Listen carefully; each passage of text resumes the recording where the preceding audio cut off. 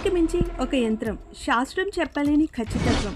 ఇది మనం ఆవిష్కరించక ముందే 1000 ఏళ్ల క్రితం తయారైంది. 1901లో గ్రీస్ సముద్ర తీరంలో ఉన్న యాంటికీథెరా అనే ప్రాంతంలో ఒక పాత ఓడను తవ్వుతూ ఉండగా అందులో ఒక రస్టెడ్ మెటల్ బాక్స్ బయటపడింది. దీనిని చూసి ఎవరూ పట్టించుకోలేదు. కానీ లోపల ఏముందో చూశాక ప్రపంచం మొత్తం షాక్ అయింది. ఈ బాక్స్లో అనేక గియర్స్, కాగితం లాంటి మెటల్ డిస్క్, క్లాక్ వర్క్ వంటి భాగాలున్నాయి. ఇది ఒక ప్రాచీన కంప్యూటర్ అని శాస్త్రవేత్తలు ఊహించారు. ఈ యంత్రాన్ని యాంటికీథెరా మెకానిజం అంటారు.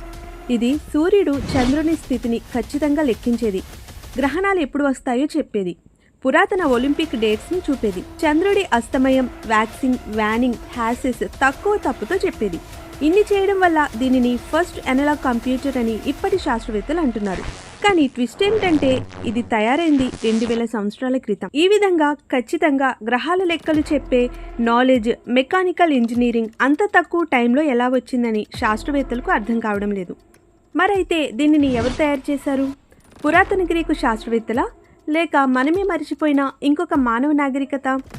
శాస్త్రవేత్తలే ఈ మిస్టరీని ఛేదించాలి. మరి అసలు ఈ మెషిన్ మన టైంకి చెందినదేనా, లేక అది ఒక టైం మెషిన్నా? మీ అభిప్రాయం ఏమిటో తెలియజేయండి.